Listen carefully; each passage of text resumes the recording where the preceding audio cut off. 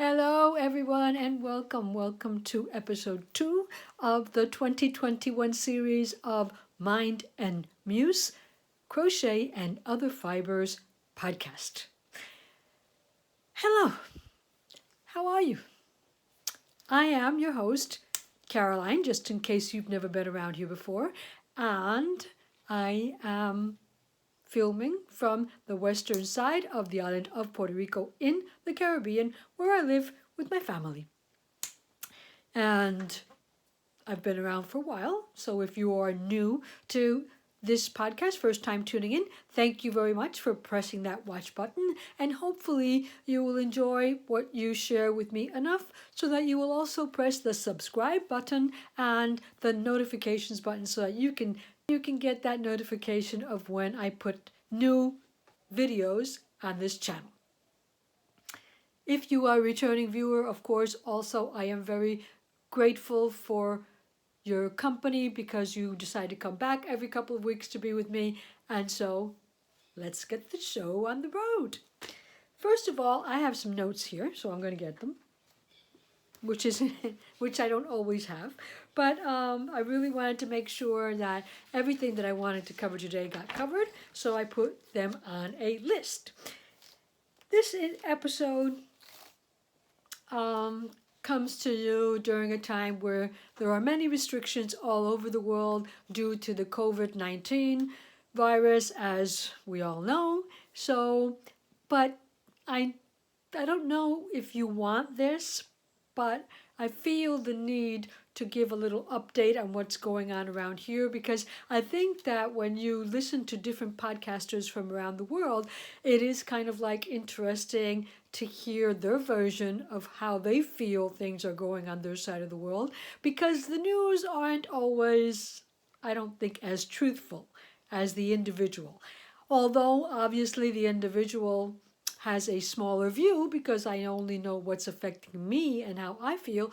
But I mean, it's good to compare all of that information. So from this side of the world, I will tell you that we are under much lighter restrictions right now. I would say almost non-existent restrictions. The governor of Puerto Rico mentioned at the very beginning of January that if it was up to him, he would have no restrictions and let everybody go about as they want, but that his health officials and health consultants, experts that are supposedly bringing him information on what is the best way to handle the situation, have told him that that is not a good thing to do. So we are under light restrictions, which means that nobody is supposed to be on the streets after 11 p.m., bars and restaurants have their attendance limited to only 30% of their capacity. However, for example, Sunday restrictions, where a lot of the commerce was not opening, can now open freely.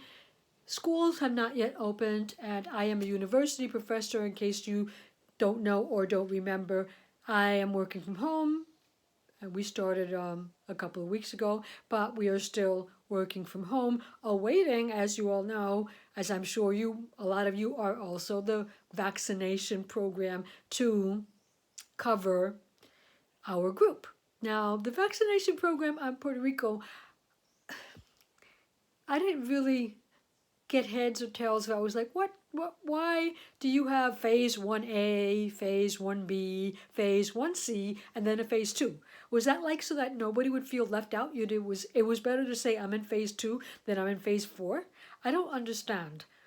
It just didn't make any sense to me, the subdivisions. And they weren't really very clear because in a lot of phases they said and others, and you're like, well, who are the others that are included here? But long story short, I believe that the majority of the medical staff has been vaccinating. That is doctors, nurses, hospital workers, etc.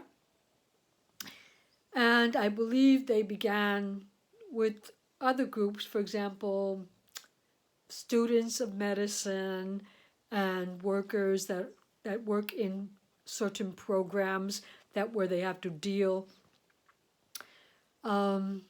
with terminally ill patients or patients that are delicately ill, let's say also. I believe the extended houses where, and institutions where people who either don't have a home or are convalescent of some illness live, including old folks' homes, homes for the elderly. I believe they have received their vaccinations, but at some point it went to a halt and it's gotten very slow. And so I don't know what phase we're on right now. I know that I have not been recalled to get my vaccine.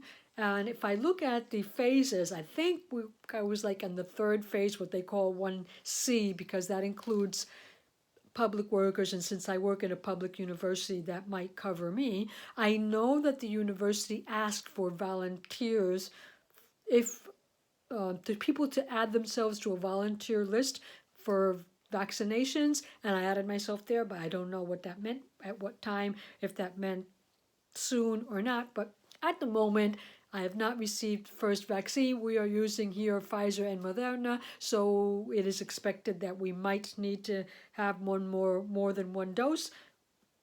All that is under discussion at the moment, I know, internationally. So, well, anyway, as an individual and this society, that's where we're at. From my point of view, that's where we're at. So I hope wherever you are right now, things are better. Our cases here are like very Latin in the sense that crazy.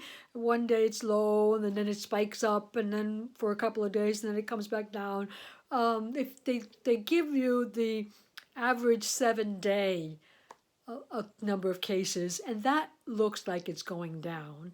The average of weekly average looks like it's going down, but for a small island, we're still a lot higher than what we would like to be, and still fearsome of what will happen if everybody's just out there without vaccines and trying to go back to their normal lives. So we're still on the lookout, although, like I say, restrictions are very light. Okay, so I just hope that things are better wherever you are, or at least I also hope that they're more defined, that you understand what is happening around you, and you understand better than what I do how you can react to make things better, because I'm simply staying at home. That's all. I'm staying at home. And so hopefully that's good enough to protect me and to protect my loved ones. So my heart goes out to all of you that are suffering a lot more than I am, that are having a very difficult time with their lockdowns. I know lockdowns have increased in other parts of the world.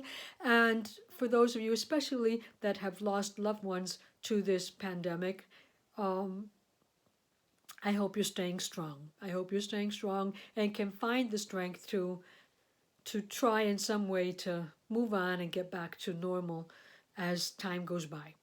So that's all I'm going to say about that.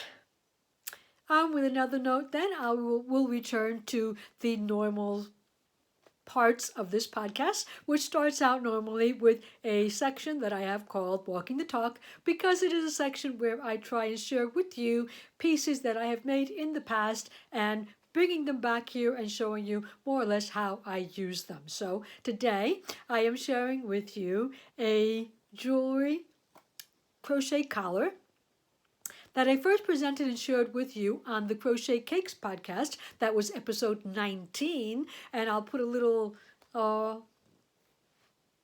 card up at the top of the screen so that you can go there quickly and hear all the details about this mix. Those podcasts that I made with my daughter, I really miss them. We had fun, even though sometimes you'll notice that our personalities kind of conflicted. But in general, we had fun. And so this was a Valentine's Day special that we made back for episode 19.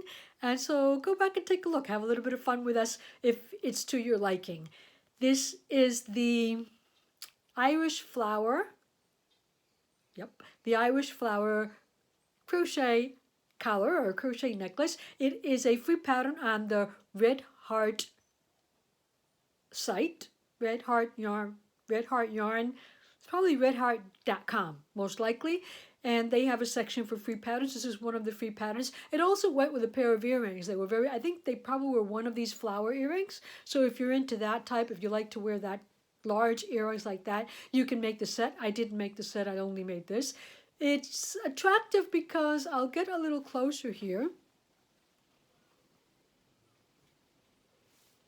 So it is also attractive because it has beads, crystal beads that are inset into the crochet, and that makes it look very unique and attractive. So you don't have to make it in red, of course. I made it in red because I was going with the flow at that point in time with Valentine's Day. I have told you over and over again that I am the type of person that normally likes to celebrate almost anything. So though I'm not big on creating holidays only for the purpose of commercial uses of buying and selling, but handmade is always a luxury. So I think that yes, I celebrated this year with the handmade necklace, and I also, this wasn't my first attempt. In that episode, you will also see one of the favorite makes from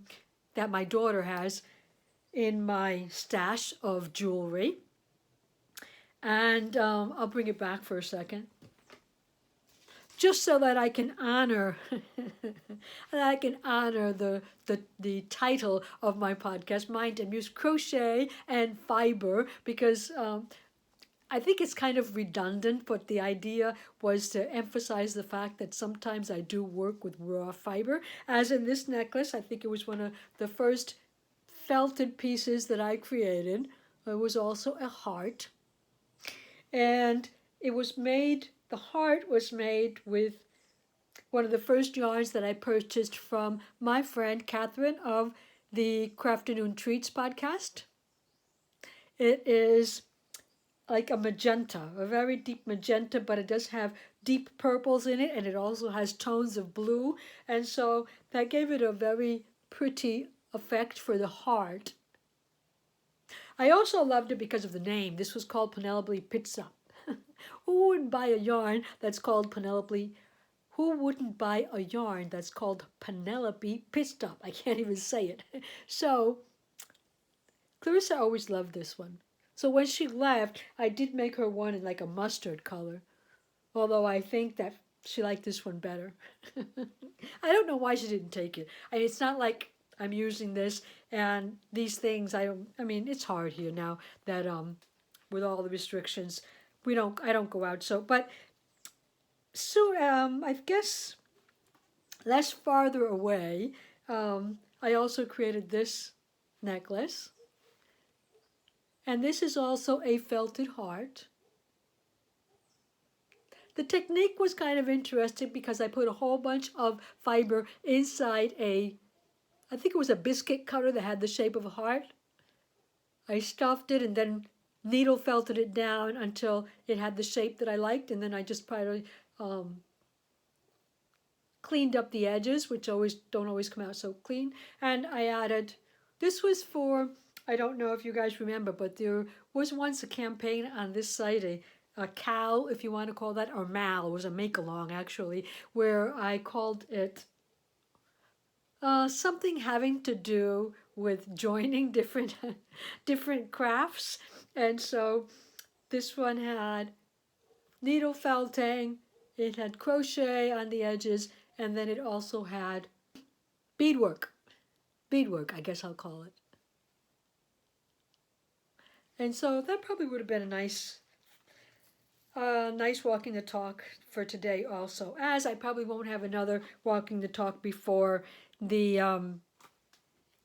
Valentine's Day, so I guess I'll call this my Valentine's special. Here's a second attempt at it could be used as maybe a placekeeper in a book. I thought it was very pretty also, and I thought it was so pretty that I wrote up a free pattern of a free recipe of how to make this on my blog. So if you're into that, you can go to my blog and look at that.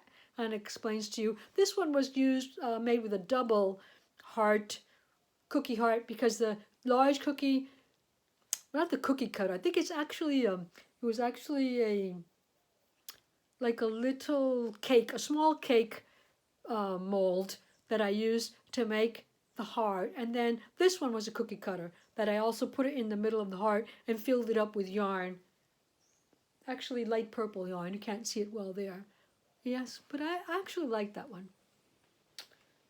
Been saving it to give it away.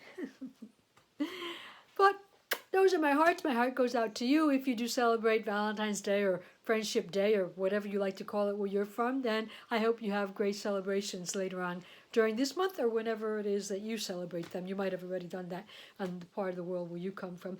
Lord knows that we all need celebrations in our heart at this moment in time. Still, everybody's hopes were that 2021 would be the year where we got our lives back. We were now in control of what we wanted to do on a daily basis. It hasn't started out being as such, but there's still hope. The year is still beginning, although today is January 31st. 1 month has already gone by of this year. But don't lose hope. Don't lose hope. This will get better, and you'll hear from me later on tell you that you are a big part in this getting better. The way you react to things, the way you decide to accept or not accept things is a big part of how this year is going to go for us. Okay? So, walking the talk, here it is. I also made these earrings, but I presented them before, and so this is the way I would wear it if we were going to work on Monday. Moving on to the next part of this recording of this. I would love to be able to call it a show or a program, but I just don't feel that it is. I just don't feel that there's enough variety in it to call it a show or a program, but I'd love to, maybe one day, who knows. So moving on, the second part of this podcast is always, well, not always, it varies, but it's going to be today. It's going to be the end of the line. Those projects that have reached the end of the line, projects that I have talked to you about in the previous podcast, or maybe not, but at any rate, it's called the end of the line. So I bring to you the only project that I was able to complete during the past weeks, which are, but I say only, and in anticipation, I will say only, last but not least, right? Only but not least, because this was a big step for me. It always is. It's my knit socks. I have completed my knit socks. There we go. Just in case you are new, I am not a well-versed, I am not an avid knitter. I, pick a little bit at it every once in a while. I would like to be. I would like to make all the fantastic stuff that I see other people make. But, it's been kind of slow for me. It's probably been slow for me because I started out with socks. And usually when you talk to a knitter, they do not recommend that you start out with socks. But, I was crocheting socks. Actually started crocheting socks because I wanted to make socks, but didn't feel that I was ready yet to conquer knit socks. And then after I made crochet socks, then I was like, well, why can't I make a knit sock?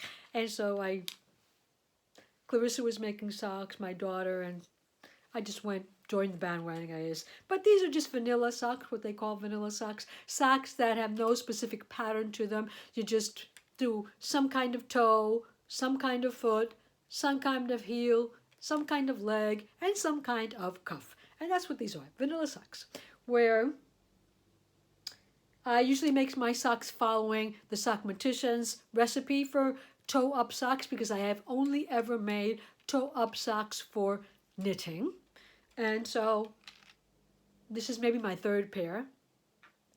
So it's just a wedge toe, stockinette foot, German short row heel, stockinette leg, and then 2x2 rib.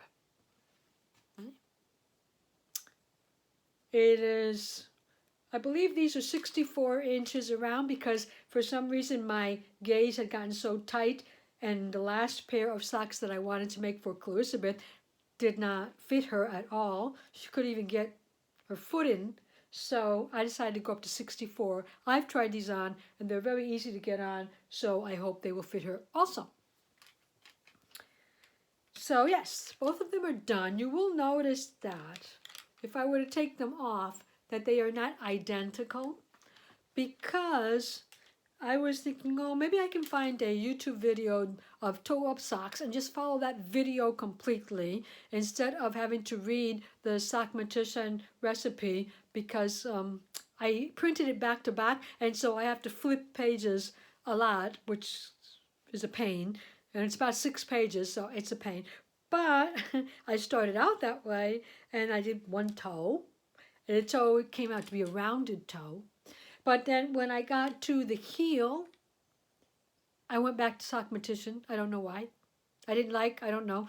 It's always for me, or maybe for anybody, it's always, sorry if this is going to look interrupted, but I got a message and I wanted to wipe it off the screen. Instead of wiping off the screen, I went to it, so it interrupted my recording.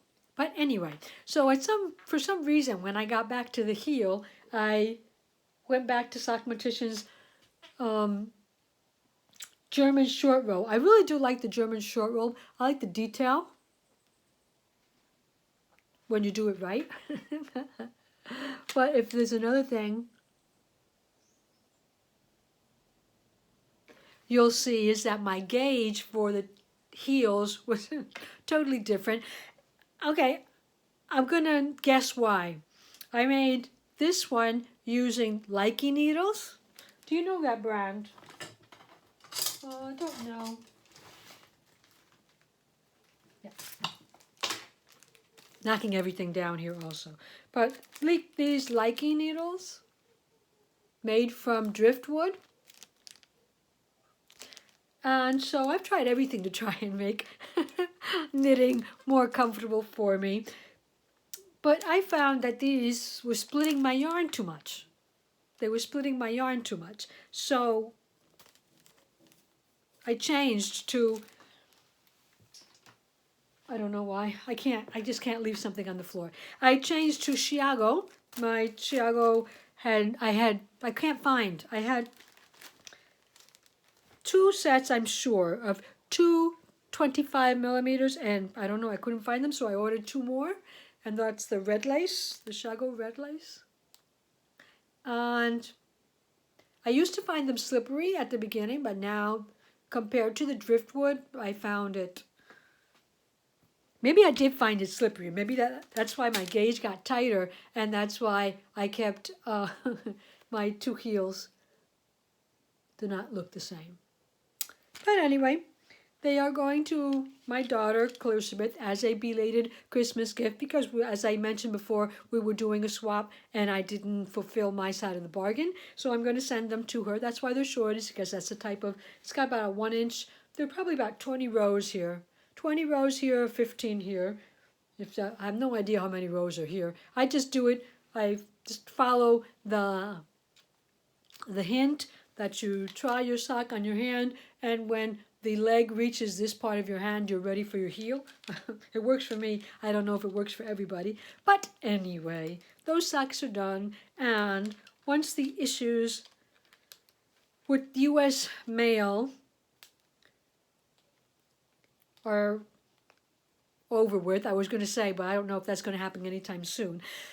I thought, now that I mentioned mail, I want to mail these out to her, of course. I hoping to get them there for Valentine's Day. I hope I'll make it. Because if you remember, as I conversed with you on the countdown down towards Christmas vlogs, thank all of you who joined me there, I mentioned that I had lost a package. And I had forgotten to tell you the last time that we met, kind of like make up to USPS for you know, raining on their parade and for kind of making them look bad. But I thought I had lost it because Elizabeth received the package on December, I don't remember if it was the 30th or the 31st, but it was at the end of December. And I had sent the package out December 7th. So yeah, maybe I got upset over nothing, and maybe I just didn't give the mail time to do its thing, but I did think that it wasn't going to get there. As I told you, I had placed in there some items that she had requested that were perishable, and so obviously they perished, but the most important thing that I was interested in her not losing were her childhood keepsakes, and they got there fine and dandy. Maybe a little smelly, but she was able to put them into the wash and dryer, and she was able to have them on her tree at least for a couple of days until January the 6th, when we celebrate Three Kings Day. So there you go. Pair of socks done.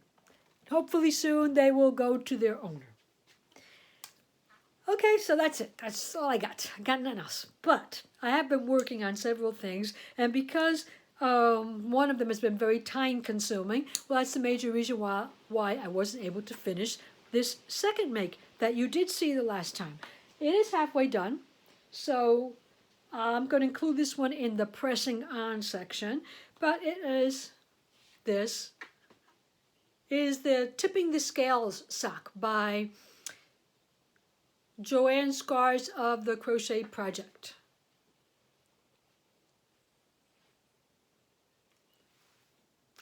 You'll remember this sock differently because I started out, I think 4 or 5 times, I don't remember how many, and frogged until I couldn't. First of all, the heel never came out. I had to make my traditional single crochet in the back loop that I always use for almost everything, because the treble in the back loop, it's treble in the back loop and then single crochet in the back loop. It's a change. You can go to her blog and she's described it there. It's that part of the pattern is free. The rest of the pattern is purchased. Or you can go to her Instagram feed. She also describes that cuff, that way to make a cuff there. But I couldn't for the life of me to get it to work right. It looked too baggy for me, and I have a thing with baggy cuffs. It just didn't look right. Because of the type of the construction, you have to be careful, I believe, extra careful with your tension. Didn't work for me, so I wanted to make the sock. I just made it in my traditional single crochet in the back loop. So I did that, but I also changed the colors. If you'll remember, is it still around here somewhere close by? I know I saw it this morning, but I guess not. No, yes, looking in the wrong place, but it's still here. I didn't start out with this one. I did several attempts, but the attempt I shared with you, the last podcast, was this one, where it is a self-striping yarn with colors of light yellow, darker yellow, lighter green, like a sagey green, then like sort of maybe a Christmas green, and then a dark grayish green. It's very nice, but I did not like the way it looked in this pattern. You can go to the hashtag on Instagram and you can see people did all kinds of things with their yarn choices, and so you can see whether you like that or not. I like this one, which was her original suggestion was to use 3 colors, and I had chosen these 3 colors as one of my first options, I think, but I went against it because I didn't think they would look well together. But then, after I worked a part of it, I was like, I showed it to Clarissa with my daughter, and she's got more fashion sense than I have, and she says, Mom, people use those colors together all the time. So this is a very light gray. This is a Drops. Is it Drops Bell? Well, you can check the last episode. I think I had the ball bands there, was able to tell you that this one, I know it's Drops. This one is Opal, and the green one, I don't know how well you can see it. Maybe back here you can see it better, that it is like an olive green, maybe darker. Maybe a army green. And it is, I don't remember that one either, but I know I said it on my last podcast because I had the ball bands back then. So take a look at the last podcast if you want to see the exact names and blending of these yarns. So there. The back heel used another stitch. I went back to my linked half double crochet, which is my typical, well, not typical, but it is a sole that I like a lot. I find that it is durable. It's a strong sole. So instead of using the suggested stitch, I use the treble. It also covers up the holes a lot better, I feel. And then the toe here was whatever toe they recommended. So it's cute in the sense that it uses your three colors, the three colors in your yarn choices in different parts. And I really like this center part. I really think that is a smart, that's a smart construction. Very, very smart. I like it. I like it so much that I've started, obviously, the second one. Here it is. I mean, I started it only, so.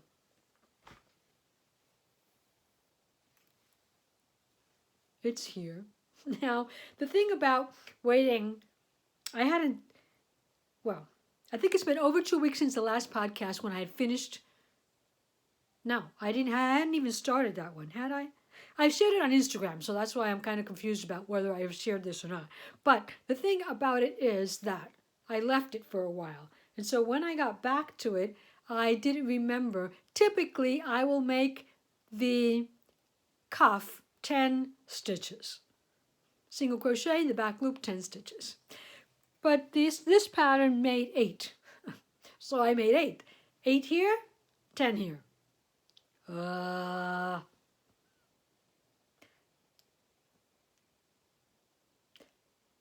This is why you make socks consecutively. You have 2 hooks, or you borrow the hook. Make the cuff here, leg here, etc. I didn't do that. So I've got a longer cuff, but I don't know. It's only 2 stitches. I mean, I can tell because I know, and you can probably tell, but you only know because I told you. Anyway, I do love the heel and the way it works up very quickly. So this leg is the part, it takes the most amount of time, so it'll take me a while before I get down to the toe. But I like it. I like the pattern.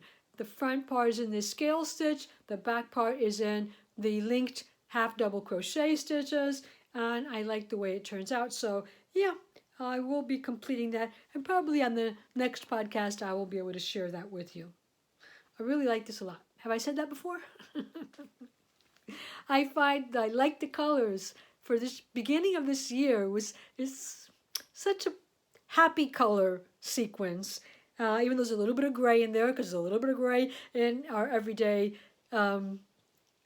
during this year, and there's a dark side to it because there's a dark side to it, but it's got that bright magenta in it that tells us that things are going to get better. So I really love this make as sort of that, like a hope make of how things are going to improve. By the way, if you want to know the details of the yarns that I used for this one, you can also go to the previous podcast and catch up there and get some more views on that podcast. Okay, so that was not the make that was so kind of time consuming that I couldn't start anything else. The make that did that was a kind of like what we call one of those rabbit hole makes. I don't know why, but let me see. A lot of things, right? A lot of weird things. For example, I was working on, I did put a blog post up, by the way. Should that go under finished objects? I put a blog post up last week where I described the whole process of making the cardigan, the colorful J.W. Anderson stylish sort of wannabe cardigan. And when I was doing that, I usually like to type the post up somewhere, copy paste, and then I like to see how it looks on as I am working it with the tablet. But this tablet was the one that I always used, if you remember, wouldn't turn on. I thought it had gone battery dead, so I charged it. Next day, it didn't turn on. I gave it another day, didn't turn on. So I went on Amazon and I ordered another tablet because I enjoy my tablet a lot. I watch TV on it in my room because my room has the most amount, the best, not my room, but my craft room has the best lighting. So I like being there when I crochet or knit or craft. And then this is my companion. It has my patterns in it. It can open up obviously YouTube, and I can watch podcasts while I'm working, or I can watch Netflix or whatever. So it's my day-by-day companion, and I was very upset, so I bought another one. Then the other night I was crafting in my room and looking at it nostalgically, and I'm just, I miss you so much. And I opened it and I pressed the little button, the on button. It's not there, it's on this side.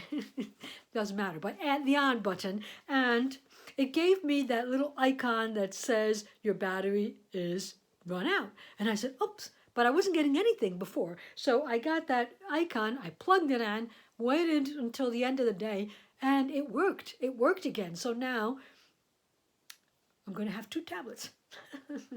Anyway, long story short, there's no reason to even talk about that. But I did want to show you, what did I want to show you? I think I wanted to show you, let me see if I can get the meme. You've all seen it before.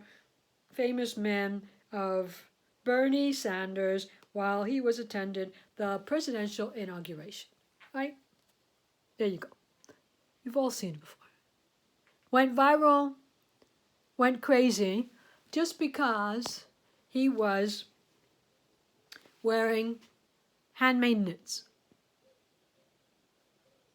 As the story goes, they were handmade knits made by a school teacher who makes mittens, handmade mittens.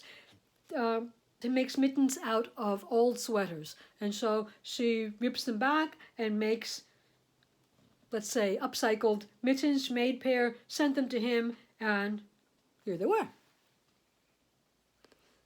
And I guess it's because the time that we were living in, but it just went viral. It just went crazy, crazy, crazy. And people started making Bernie mitts, Bernie hats, Bernie dolls. And so my daughter saw it, my older daughter, not Clarissa, but my eldest daughter saw it, and she said, Mom, if you could make that for me, I would be the talk of the town. And so, I was like, oh, my daughter is, my oldest daughter, so she's past her 30s, I'll say. And she's asking me to make her something so that she could be the talk of the town, so her friends can envy her. I gotta make it. So, went through my stash, and, well, her asking me that coincided with a pattern, sorry about that, scared the death out of me, coincided with a pattern that I had just seen that morning on Instagram, made by a designer called Tobey King. Tobey King has an Etsy shop and also a Ravelry shop. And so she had made a doll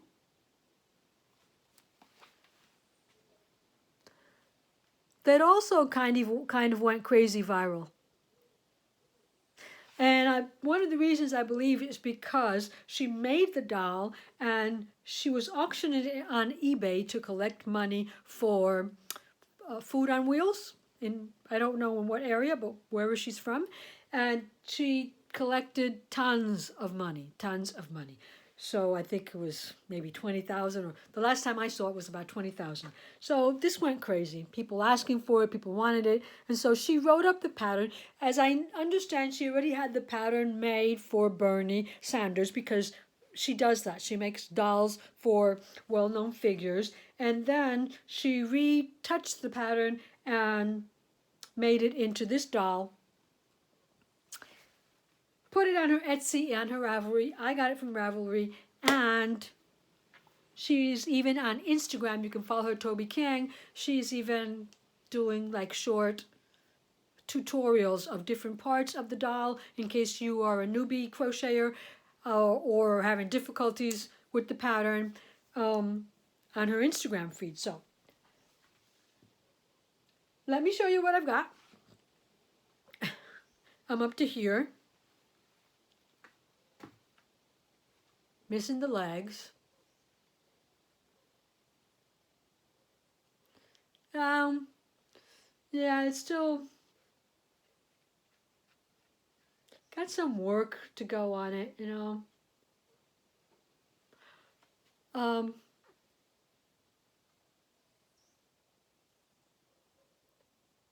I do think I did a better job on the face. I love the glasses.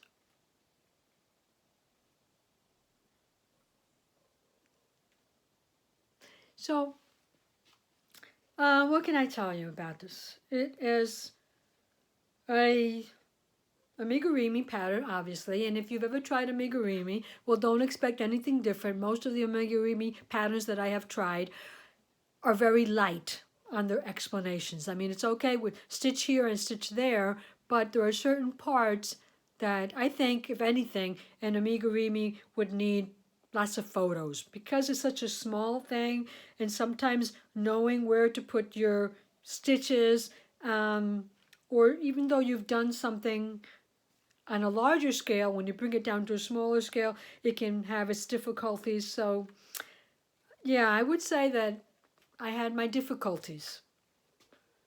Although I have done amigurumi before, I had my difficulties. I love the hair.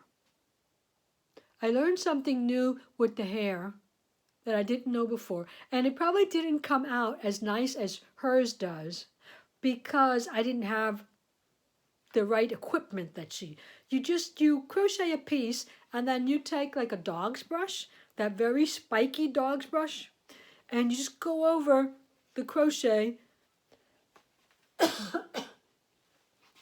until it pills like that. But hers peeled a bit more and she was able to hide the stitches a bit more. I wish I had brought it, but I didn't. I used a mat that I use in felting to felt on top of. So it's like a very thick brush. It's a square, very thick brush. And you put your felting on top and that kind of helps to felt because you're kind of working the fiber from both sides, causing a lot of friction. So I used that to just brush his hair. But it worked. It worked a lot better than what I thought it was going to work. Excuse me. But I did enjoy that a lot. I used whatever I had in my stash. So his face, if you noticed in the figure I showed you, was supposed to be a skin color, peachy skin color. I didn't have any peach. And I wanted to buy it on Amazon, but it was going to take more than a week to get here, and I didn't know with what urgency I should supply this to my daughter before she was actually like, Mom, forget about it. I really don't want that anymore. You know, before kids move on. So I wanted to get it done, and so I didn't want to buy the yarn. So he's got that, like, it's actually the mushroom color from Stylecraft. So it's acrylic, but it's DK. I use it double because she uses worsted. So there it is. That's where I'm up to at the point. I don't know if you'll be here in 2 weeks because in 2 weeks I will have liked to have finished him. He's missing his legs because he sits down on a bench. And so he's missing his legs and I would like him to be able to be with his owner. But anyway, at least I'll take a picture or do a video so you can see how I finished him. I did find that there were size differences. My head was a lot smaller than what her head was, and I was using DK double. I thought that would be bigger than a worsted, but it wasn't. So I had to make this headpiece a lot smaller than what she made it. But the ears, the nose, the placement for the eyes, that all worked out well and a lot better than other times. I thought my arms were too long, and these arms have wire inside. I didn't have. It was 16 gauge crafting wire, aluminum crafting wire. I didn't have. And I also didn't want to buy, because if I bought it on Amazon, it would take 2 weeks to get here. And so I didn't want to wait that long. So I used the thinnest clothes hanger that I could find in my closet. And that wire is not good. It is not very pliable, and you need it to be pliable so you can put the hands in the right place. And the thing about wire, if you've ever used it before, is that as you bend and work with it, it gets tougher. So you've got about one opportunity to bend this into the right place.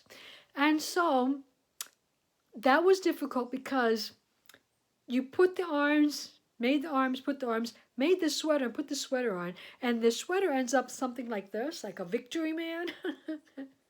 So you have to flex the arms to get them through the sweater. And since I was using that, it didn't work.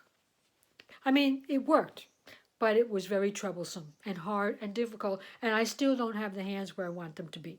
But it's not finished yet, so I could maybe fix that, or just tell my daughter, you fix it however you feel you can. Another thing was that the sweater, it's actually a coat, was made, she suggests using cotton. I used a Rowan cotton. I don't know if you remember my lunar sweater, a Rowan cotton that I made my lunar sweater with, but I used it double also because it was DK. And I would have so much preferred to make it in an Aran weight wool, 100% rustic wool. That would have been my favorite, but I didn't have. And so I just used those. But not my favorite. Not my favorite. Because I know it's cotton, and he wouldn't be wearing cotton because it was very cold. He was just trying to keep warm. Which is one of the things he says when they interview him about how does it feel to become a part of the fashion industry. And he's, what fashion? I was just trying to keep warm. And so, yeah. I know. I want to kind of like want to turn this arm in some more, but now I'm going to need a plier because it's already. So here it is. This is the make that took me all of my time and my concentration and did not allow me to advance in any of the other projects that I carried over from last year and want to work on. But they're on my radar, as are several other things. So on my radar, what do I have?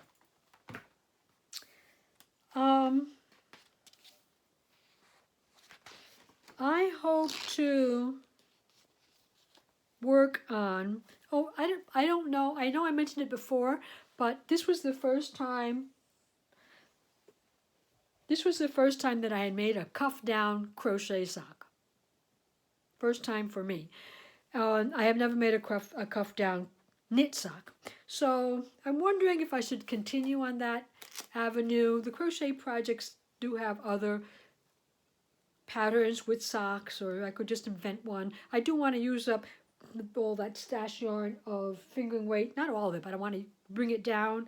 So I also, unfortunately, I don't know what's wrong with me, but I don't know why I'm saying unfortunately. I was very fortunate, but Helen Stewart, if you know her, she's from Curious Handmade, is also a great designer, designs shawls. I've participated in a couple of her mystery, oh, you won't believe that, huh? In a couple of her mystery knit-alongs to make shawls. I made them both, but they took me some time.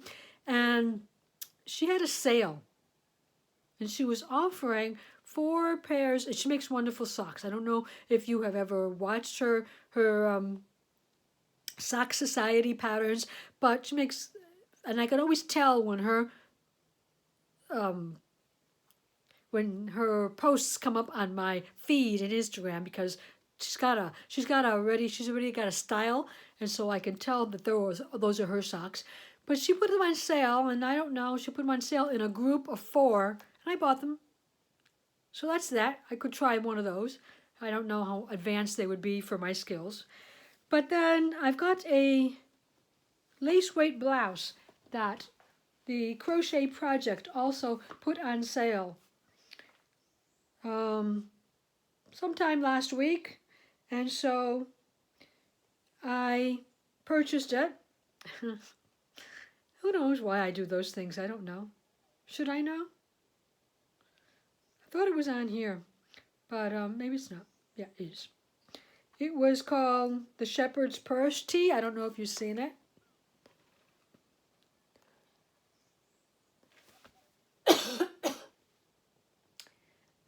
The reason I purchased it was because it's lace weight. It is a tea specifically designed in lace weight, and I have a lot of lace weight around there too. I've accumulated quite a bit of it, and so I was thinking about using this one. I really like that color. Might not go with me that well, but this is lace weight from Crafternoon Trees. It's lace and nylon. 80% corridor polework and 20% nylon. So I'm thinking about making that blouse with this. The only thing that stops me is that I don't want to wind it up. Maybe I'll send it to Clarissa for Valentine's Day, and I'll tell her to wind it up on her cake winder. She got a, what do you call them, Swifts for Christmas, and so maybe she'll do me that. Then I'll be able to do it next year. Looking in that box, I found the socks. I guess I didn't tear it back because I wanted to compare the way this looked versus the way this looked. This was the cuff that I was complaining about because it didn't look right. This is half double crochet, so it's going to tilt like that, and I dislike that a lot. This is the cuff that I like to make. This was using 3 colors. This was using a self-striping, which she suggests is possible. So I tried several of them, but I always got this thing about that I didn't like because my color changes weren't long enough to take the whole row, so it kind of looked weird. So this was a much better version. You have to agree with me on that. So I want to make that also, that lace weight tee. I want to see if I can possibly, if it is made with a large enough hook and it's holey enough, I'll be able to use it on on top of a t-shirt or something, on top of something else. Okay, so from my stash, I would like to bring back La Garita. I'm dying to get over with that because I want to get back to work on that and see if I can finish it. I want to see how it looks, see if I can publish that pattern and put it out for you. So that's the end of it today. That's all I have to share with you, except for the fact that I wanted to share with you a short read from the book that I've been reading, which was gifted to me by my daughter, and it's got one sort of article per day, but the one that I wanted to share with you was from January 25th, and it's called Working with What You've Got. It reads, "Up until now, many of us have secretly believed that we had to wait until things calmed down a bit before we started to get our acts together. Tomorrow, we'll begin discovering authentic pleasures. Tomorrow, we'll treat ourselves better. Tomorrow, we'll take the time to enjoy ourselves. Tomorrow, when everything calms down." The author says that this is something that she can report from the front lines, that life never calms down long enough for us to wait until tomorrow to start living the lives we deserve. So what are we going to do about it? We can stop waiting for life to become perfect and start working with what we've got to make it as satisfying as we possibly can. We can accept, bless, give thanks, and get going. Today, we can begin to call forth the riches from our everyday lives. Today, we can move from lack to abundance. And so that is my wish for you in these upcoming weeks, that you can move from lack to abundance, both virtually, both spiritually, and physically, if that is at all possible. So, until we meet again, keep yourself safe, keep yourself healthy, and keep living your life in abundance. And if you're not doing it at this point, start living your life with abundance. Bye for now.